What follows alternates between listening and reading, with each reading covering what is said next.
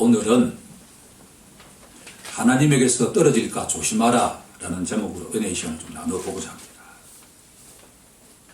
우리 교회가 이제 4년 5개월이 이제 지났습니다.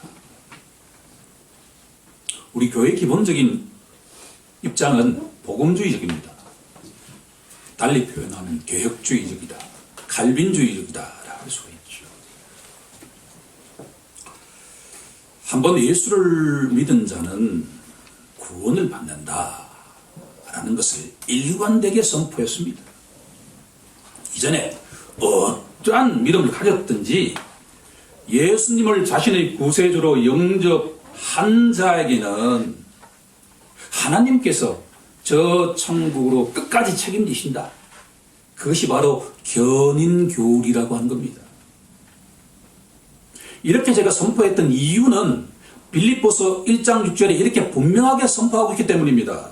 너희 안에서 선한 일을 시작하신 이가 하나님께서 그리스도 예수의 날까지 종말 때까지 온전하게 이루실 것을 확신하노라. 이 말씀에 의지하면 처음 시작하셨던 하나님께서 인간처럼 중간에 그냥 이렇게 없어뜨리려 하지 못하신다라고 하는 것이죠. 더구나 강력한 말씀은 로마서 말씀 아닙니까? 내가 하나뿐인 독생자를 너희에게 주었던 그때가 너희가 연약할 때가 아니냐? 너희가 죄인 되었을 때가 아니냐? 너희가 나에게 원수되었을 그때, 선한 것이라고는 하나도 찾을 수 없는 그때, 나의 하나뿐인 독생자 예수를 인간의 모습으로 이 땅에 보내서 그 예수가 우리 각자를 위해서 십자가에서 돌아가셨다라고 하는 것을 믿는 자에게는 내가 끝까지 책임지겠다라고 한 말씀이 바로 로마서 5장 8장 말씀 아닙니까? 그러니까 한번 예수 믿은 자에게는 절대로 흔들려서는 안 된다라고 하는 것을 만 4년 5개월 동안 일관되게 선포했습니다. 그런데 이제 때가 되었죠. 성경은 그렇지 않을 수 있다라고 하는 것을 선포하고 있죠. 바로 히브리서가 여기에 해당이 됩니다. 제가 지금까지 이 말씀을 선포하지 않았던 것은 성도에게는 적합한 말씀이 있기 때문입니다. 예수를 믿고 난 얼마 되지 않는 초신자들에게 가장 중요한 것은 견인의 교리죠. 한번 예수를 믿는 자에게는 절대로 아버지 하나님께서 내팽개치지 않는 사랑의 하나님이다 라고 하는 것을 굳게 붙잡고 갈 때 이 험한 세상에서 우리가 낙오되지 않고 끝까지 이기는 자가 될 수 있다라고 하는 것입니다. 그런데 자칫 잘못하면 우리가 어떤 성경의 원리를 깨닫고 내 마음속에 심기기 시작하면 어느 순간부터 내가 원하는 말씀만을 고집하는 경향이 있을 수가 있다라고 하는 것이요. 내가 예수를 믿기 때문에 어떠한 상황 속에서도 나는 탈락되지 않는다라고 하는 것을 붙잡고 가는 순간에 히브리서 기자는 우리에게 절대 그렇지 않다라고 선포하고 있죠. 2장 1절은 뭐라고 선포하고 있습니까? 히브리서가.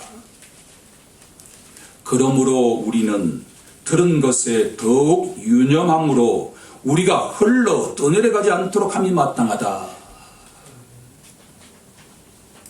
이 말씀을 받는 자가 누굽니까? 다 예수 믿는 자들이죠. 불신자들에게 주시는 말씀이 아니라 예수 믿는 히브리인 출신들의 그 기독교 신자에게 지금 선포하고 있는 말씀입니다. 제가 항상 우리 교회에 남자 성도분이 올 때마다 허그하면서 제가 말하는 게 있죠. 지난 한 주 고생했습니다. 그 말씀을 이 본문에 비춰보면 지난 한 주 동안에 세속주의에 휩쓸려가지 않고 이렇게 반듯하게 믿음으로 서 있다는 것이 얼마나 감사합니까를 줄여서 저는 지난 한 주도 고생하셨습니다 라고 선포하고 있는 것이죠. 더구나 히브리서 3장 12절에 가면 보다 분명하게 선포하고 있습니다. 형제들아, 너희는 삼가 혹 너희 중에 누가 믿지 아니하는 악한 마음을 품고 살아계신 하나님에게서 떨어질까 조심할 것이요. 이 본문을 묵상하는데 주님께서 저에게 이 본문을 가지고 선포해야 될 시점이 되었다라고 하는 깨달음을 주셨죠. 주님이 너무나 사랑하시는 성도 여러분,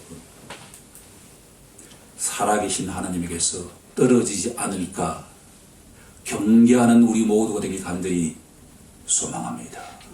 네. 이제 오늘 본문으로 들어가 보도록 하겠습니다. 주보에 보시면 기독교 신자나 교회는 성장해야만 합니다. 성장하지 않는 개인과 교회는 아주 위험해질 수 있다라고 하는 것이 히브리서 기자의 핵심 메시지입니다. 성장해도 좋고 안 해도 좋고 그런 차원이 아니라 우리가 만약 성장하지 않는다고 한다면 하나님에게서 떨어질 수 있다라고 하는 것을 경계하라라고 하는 이야기죠. 1절에 뭐라고 선포합니까? 그러므로 우리가 그리스도의 도의 처벌을 버리라라고 선포하고 있죠. 도라고 하는 것은 바로 말씀입니다. 로고스.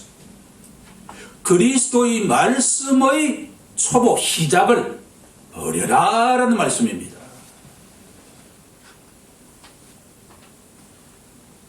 우리 첫손녀인 이제 6개월이 되었는데 그동안에 많이 커가지고 수아들 업이라고 있어요. 아이들이 자다가 자기 손에 놀라서 깨져. 그럼 물죠, 그죠? 그렇지 못하도록 팔탕걸 입혀요, 이렇게. 손을 이렇게 해가지고, 이렇게 깜짝 못하다가 잔다고. 근데 그게 너무 작아져가지고 그것을 버리고 좀 더 이 넉넉한 것을 입으니까 갑자기 큰 애가 된 것 같아요.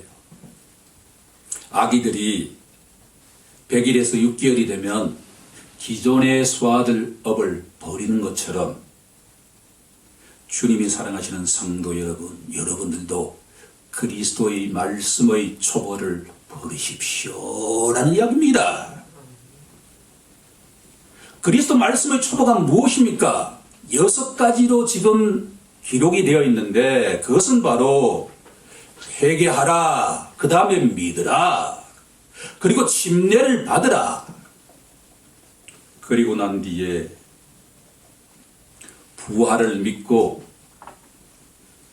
마지막 때 하나님 앞에 단독자로 섰을 때 심판받지 않으려면 끝까지 믿음을 가져야 된다라는 내용이 바로 그리스도의 도의 초보라는 것이죠. 가장 필요한 이야기이죠. 그리스도의 도의 초보라고 하니까 기억나는 것이 있는데 전에 섬기던 교회에서 여름철에 어린아이들, 초등학생들을 초대해서 물놀이를 할 수 있도록 우리가 행사를 여러 해 했죠. 어느 순간부터 제가 주관이 되어서 그 어린아이들에게 복음을 증거하는 것과 같은 경험이 있었습니다. 어리게는 서너 살 되는 아이로부터 초등학생들, 남자아이, 여자아이에게 매해 수십 명에게 전도했던 그것이 저희 사역의 중요한 기초가 되었죠. 이름하여 사형리에 입각한 복음의 증거입니다. 길동아, 이 세상에서 길동이를 누가 가장 사랑하지? 엄마라고 답하는 아이도 있고 할머니라고 답하는 아이가 있습니다. 지금 누구와 살고 있는지를 알 수가 있죠. 마음이 아프죠. 그런데 이 세상에 엄마보다 할머니보다도 더 사랑하는 사람이 있다고 한단다.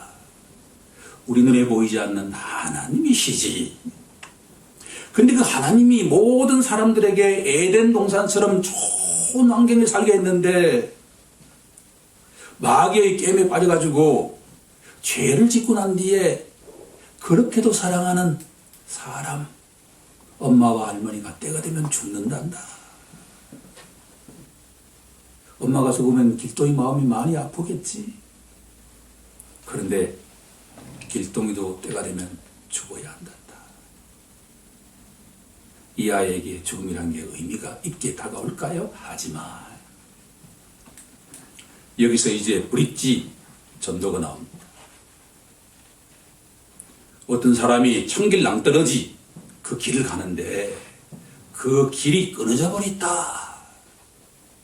그게 바로 아담과 이브가 죄를 범한 것이 바로 이런 것이다. 그런데 이 죄를 범한 아담과 이브가 이제 천길 낭떠러지 그 끊어진 다리에서 붙잡고 있다. 만약 엄마가 너가 그렇게 된다고 한다면 슬프겠지라고 하면 다 눈물이 글썽글썽하죠. 그럴 때 사랑이 풍성하신 하나님께서 우리에게 구원자를 보내주셨다. 바로 십자가에서 예수님이 돌아가셨는데 그 예수님이 바로 끊어진 이 다리를 이어주는 분이시지. 길동이 어떻게 하면 좋겠니? 사람에게 한 번 죽는 것은 정해진 것이요 그 이후에는 심판이 있습니다. 하나님이 세상을 이처럼 사랑하사 독생자를 주셨으니 이는 그를 믿는 자마다 멸망치 않고 영생을 얻게 하려 하심이니라 라고 선포한 다음에 이 예수님을 마음속에 믿는 자에게는 영원한 삶이 기다리고 있단다 라고 하면서 기도하자라고 하죠. 손을 꼭 붙잡고 하나님 제가 죄인입니다. 이 죄인이 영원히 죽어야 하는데 예수님 믿으면 죽지 않는다고 하니까 제가 예수님을 마음판에 영접합니다. 그렇게 하고 보냅니다. 지금도 잊혀지지 않는 것은 3살 여자아이였던 것 같은데 이 복음을 증거하는 순간에 그 영혼과 내 영혼이 정확하게 마주치는 지점은 지금도 잊혀지지 않습니다. 제가 간절히 바라기는 제가 복음을 증거했던 그 모든 어린아이들에게 성장하고 난 다음에 자신이 신앙인이 되는 것과 같은 축복이 임하길 간절히 소망합니다. 그런데 사형리라고 한 것이 너무나 의미가 있는 내용이지만 실질적으로 내 마음으로 믿고 입으로 시인한다고 해서 그 영혼이 구원을 받을까라고 하면 글쎄 올시다. 사형리의 가장 중요한 성경적 근거는 바로 로마서 10장 10절 말씀이죠. 우리 한번 찾아볼까요?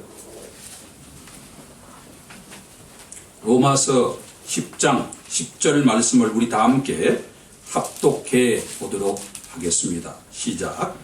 사람이 마음으로 믿어 의에 이르고 입으로 시인하여 구원에 이르느니라.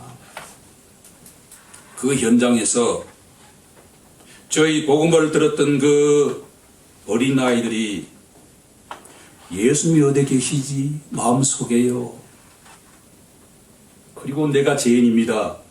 예수님을 믿음으로써 제사함과 영생을 얻습니다. 라고 고백했습니다. 이 말씀에 의한다면 사형리식의 복음 증거가 의미가 없는 것일까요? 하지만 우리가 놓쳐서는 안 되는 구절이 바로 10장 10절 바로 앞에 있는 10장 9절 말씀이라는 것을 절대로 놓치면 안 됩니다. 우리 다 함께 로마서 10장 9절을 한번 합독해 보도록 하겠습니다. 시작. 내가 만일 내 입으로 예수를 주로 시인하며 또 하나님께서 그를 죽은 자 가운데서 살리신 것을 내 마음에 믿으면 구원을 받으리라. 온전한 구원은 미래형으로 되어 있죠. 신학적으로 보다 정확하게 말씀드린다고 한다면 예수를 믿는 순간에 구원을 받았고 지금도 구원을 받고 있고 마지막 날 구원을 받을 것이다 라고 하는 것이 신학적인 이야기지만 9절의 말씀은 구원은 미래적인 현상이다 라고 하는 것이죠. 완전한 구원은.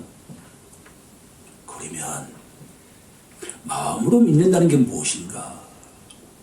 예수를 믿는다는 게 무엇인가? 라고 질문한다면 여기에 중요한 내용이 들어가야 되지요. 무엇을 믿습니까? 성령이 계시하고 있는 것은 바로 하나님께서 예수를 죽은 자 가운데서 살리신 것을 내 마음에 믿으면 구원을 받는다라고 되어 있죠. 그 어린아이가 과연 예수가 죽는다는 것이 무엇이고 부활한다는 것이 무엇인지를 모른다면 과연 그 고백이라고 하는 것이 과연 의미가 있을까라는 본질적인 질문을 하지 않을 수가 없다는 것이죠. 더구나 더 어려운 사실은 바로 입으로 무엇을 시인해야 합니까? 내 입으로 예수를 주라고 시인하면 그 순간에 어린아이들은 나의 기도의 인도함에 따라서 예수님이 나의 주인입니다 라고 고백했습니다. 충분한 거 아닌가요? 혹시 우리가 이 예배당에 와서 목사님의 인도에 따라서 설교 몇 번 듣고 예수님 나의 주인입니다. 예수님이 죽으셨다가 부활했습니다 라고 고백했다고 해서 구원받을 것이라고 생각한다면 오산일 수 있다라고 하는 이야기지요. 그러면 무엇입니까 이것이? 앵무새처럼 예수님이 나의 주인입니다 라고 고백하는 것이 아니라 주인이라는 것은 내가 누구라는 이야기입니까? 내가 예수의 종이라는 이야기지요. 그러면 예수가 나의 주인이다라고 하는 고백은 삶으로 예수의 종으로 살아야 된다는 고백이다라고 하는 것이죠. 주님이 사랑하시는 성도 여러분, 저는 로마서 10장 10절 말씀만 가지고도 구원받기를 소망합니다. 그런데 예수님께서 십자가에 죽으셨을 때 하나님께서 그 예수를 살리셨다라고 하는 것을 믿는 동시에 믿고 난 다음에 예수가 나의 주인입니다 라고 하는 이야기는 내가 예수의 종입니다 라고 하는 방식으로 살아가야 된다라고 하는 겁니다. 이것은 제 개인적인 이야기가 아니라 사랑이 풍성하신 아버지 하나님께서 우리에게 주시는 성경의 말씀이다라고 하는 것이죠. 내 생각이 아니에요. 그러면 이 히브리서 말씀과 로마서 말씀과 서로 배치되지 않는다라고 하는 것을 제가 강조하고 있는 거죠. 그럼 내용으로 좀 더 가보시죠. 주보의 첫 번째 갈로의 정답은 바로 왜 교회가 성장하지 않으면, 개인이 성장하지 않으면 문제가 될까? 무슨 위험이 있기 때문에? 타락의 위험이 있기 때문이다. 여기서 말하는 타락은 배교를 말합니다. 강한 단어죠. 저도 이 단어를 4년 5개월 동안 기다렸다라고 하는 마음을 여러분들이 이해해 주시면 좋겠습니다. 지난 4년 5개월 동안 이 단어를 선포하고 싶었지만 참고 참았다라고 하는 것을 기억하길 간절히 소망합니다. 왜 교회가 성장해야 될까요? 그것은 성장하지 않으면 무슨 위험이 있기 때문에? 타락의 위험이 있기 때문에, 배교의 위험이 있기 때문에 성장해야 된다라고 하는 것이죠. 2절 마지막 부분에 완전한 대로 나아갈지니라. 예수님처럼 점점 닮아가야 된다라고 하는 말씀입니다. 예수님처럼 닮아가면 좋고 안 닮아가도 그만이다, 그런 말씀이 아니라 말씀대로 살아가는 자가 되어야 된다라고 하는 거죠. 그러면 신앙생활 하는 게 쉬울까요? 어려울까요? 쉽기도 하고 어렵기도 하죠. 하지만 이렇게는 결론 내릴 수 있죠. 그냥 쉬운 것만은 아니다.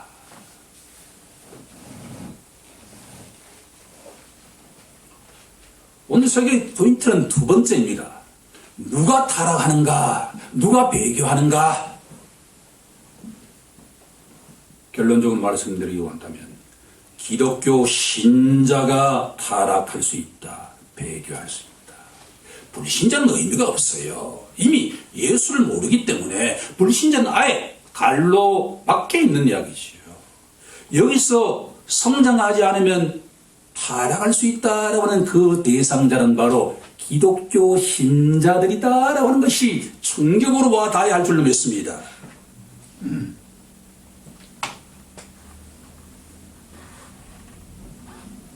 이 본문에는 5가지로 신자를 정의하고 있습니다. 단계가 아니라 기독교 신자를 정의하는데 5가지로 정의하고 있다라고 하는 것이죠. 첫 번째 정의. 4절에 나와 있는 겁니다. 한 번 빛을 받은 자. 한 번 빛을 받는 게 뭘까? 바로 회심한 자를 말하죠. 아, 지금까지 내가 살아온 것이 헛되게 살아왔구나. 그리고 회개하고 지금까지 내가 죄의 삶을 살아왔구나. 이제부터 예수님을 바라보며 살아야 되겠다라고 하는 생명의 빛을 맛본 자. 그 자가 바로 기독교 신자죠. 한번 생명의 빛을 받은 자가 기독교 신자인데 그 사람이 타락할 수 있다. 배교할 수 있다라고 하는 이야기죠. 두 번째로 5절 첫 번째 부분으로 본다면 하나님의 선한 말씀을 맛본 자. 하나님의 선한 말씀은 바로 예수 그리스도시죠. 예수 그리스도를 맛본 자가 타락할 수 있다라는 내용입니다.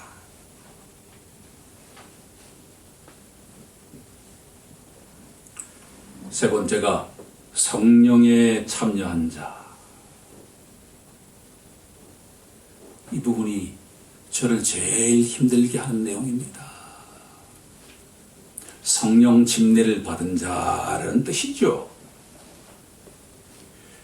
예수를 믿는 순간에 우리 눈에 보이지 않는 하나님의 영, 그리스도의 영이 우리 심령 속에, 마음 속에 내주에 계신다. 너무나 중요한 교리 아닙니까? 그렇죠? 이것에 흔들리면 우리가 신앙생활을 할 수 없죠. 그런데 사도행전 19장에 가면 마술사 시몬이라는 하는 자가 있는데 나도 사도들처럼 성령을 선물로 주는 것과 같은 은사를 달라라고 하는 그 자, 그 사람이 바로 회개하고 예수를 믿은 다음에 성령 침례를 받았다라고 증언하고 있죠.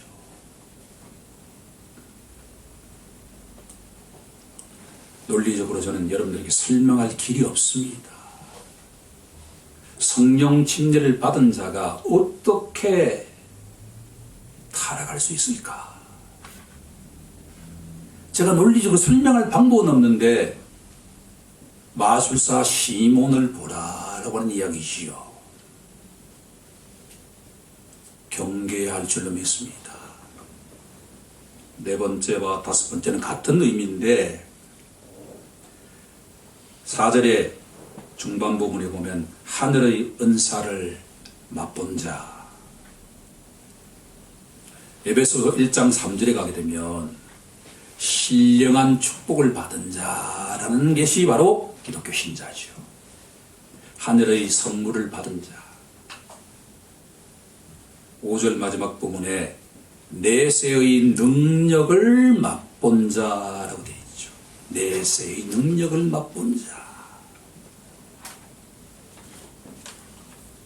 이 세상에 끝이 있는데 그때 예수를 믿는 자에게는 구원의 복이 임한다라고 하는 것을 알고 있는 자다라고 하는 의미입니다. 그런데 이렇게 자세하게 정의되어 있는 이런 사람들이 보통 교회에서 가장 믿음이 좋은 자라고 평가를 받죠? 그렇죠? 그런데 그런 신자들도 타락한 자가 될 수 있다라는 이야기입니다. 목회자로서 이 말씀을 선포하며 참 마음이 아픕니다. 우리 다 같이 6절을 한번 합독해 볼까요? 시작. 타락한 자들은 다시 새롭게 하여 회개하게 할 수 없나니 이는 그들이 하나님의 아들을 다시 십자가에 못 박아 드러내놓고 욕되게 함이라.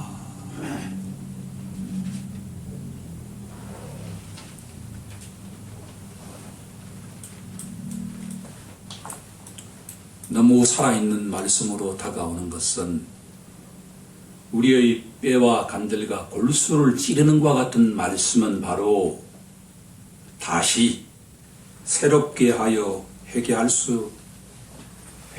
수 없나. 너무나 센 멘트 아닙니까?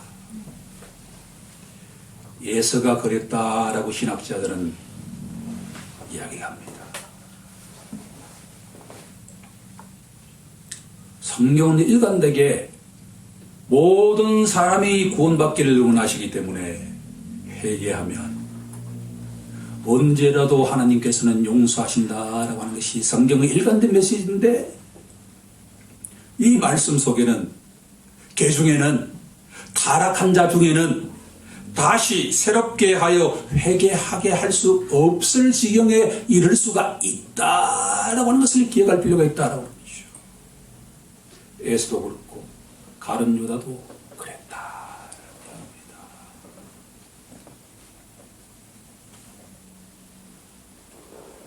지금까지 말씀을 우리가 딱 한 구절을 요약해 본다고 한다면, 성경은 한번 예수님을 믿게 되면 끝까지 천국으로 인도함을 받는다라고 하는 교리도 붙잡아야 되지만, 경우에 따라서는 아무리 신실한 신자도 회개할 수 없는 처지로 떨어질 수가 있다라고 하는 것도 받아들여야 된다라는 내용입니다. 그러면 결론적으로 가장 중요한 것은 세 번째 아닙니까? 복음이라고 하는 것은, 그러면 어떻게 하면 하나님에게서, 살아계신 하나님에게서 떨어지지 않을 수 있을까요? 라고 하는 것이 복음의 메시지가 아닙니까? 히브리서 내용 가운데 제가 세 가지를 한번 추려보았습니다. 주보에 보시면 첫 번째로, 신자는 배수진을 친 자다라고 하는 내용을 기억할 필요가 있습니다. 히브리서 10장 39절에 가게 되면 믿음장 바로 앞에 나오는 구절인데, 원래 성경에는 장절 구분이 없었죠. 믿음의 장 시작하기 전에 이 구절을 선포하고 있다는 말씀입니다. 우리는 뒤로 물러가 멸망한 자가 아니요, 기독교 신자는 그 누구라도 배수진을 친 자다라는 내용이죠. 기억하시기 바랍니다. 목사 이야기가 아니라 기독교 신자는, 예수 믿는 자는 그 누구라도 뒤로 돌아갈 수 있는 퇴로가 끊겨 있다라는 얘기죠. 그 퇴로는 멸망의 길입니다. 기독교 신자가 왜 성장해야 되느냐라고 하는 것은, 그 자리에 서 있다는 이야기는 벼랑 끝에 서 있다는 의미이기 때문입니다.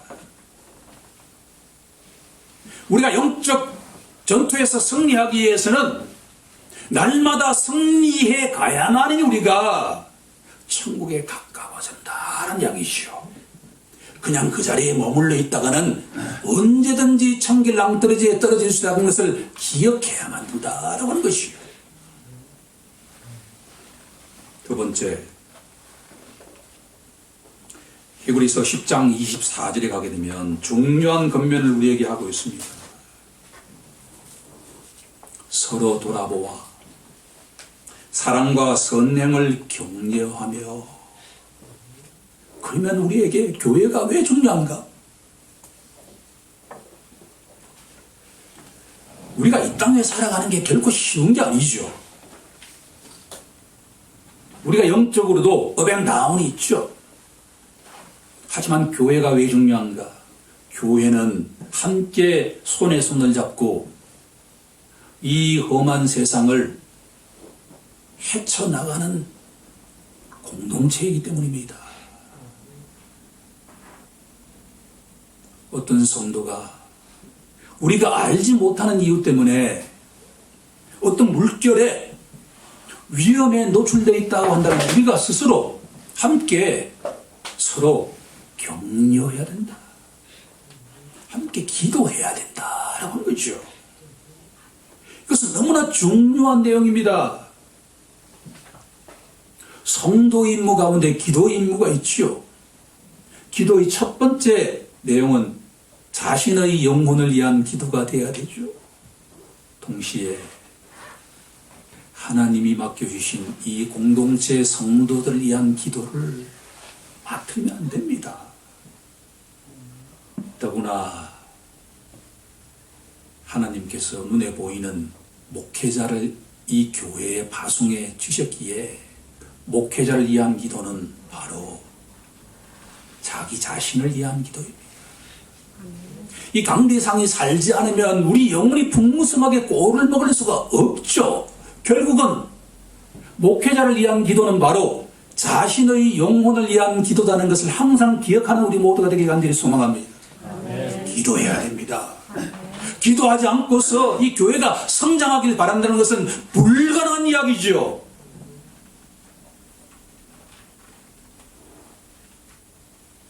세 번째, 가장 중요한 내용은 10장 25절에 나와 있는 건데,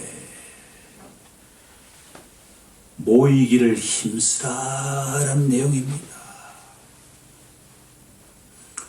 우리가 이 세상에서 이 세속주의 물결과 우리가 알 수 없는 수많은 이 물결로부터 떠내려가지 않기 위해서는 고립되어서는 절대로 안 된다라고 하는 것이죠. 마귀가 가장 좋아하는 타겟은 바로 예수 믿는 자 가운데 고립되어 있는 자. 그 영혼이 그 공동체에 가장 위험합니다. 마귀의 타겟이 될 수 있다는 것을 기억해야 합니다. 공동체가 함께 모이기를 힘써야 합니다. 함께 모여서 함께 말씀을 듣고 함께 기도하고 함께 격려하면서 이 험한 세상을 우리가 이겨나가는 것이죠. 주님 부르시는 그날까지 이렇게 손에 손을 잡고 함께 가는 것이 바로 교회의 공동체입니다. 아멘. 그렇게 살아라라고 하는 것이 예수님이 나의 주라는 고백의 내용이다라고 하는 것이죠.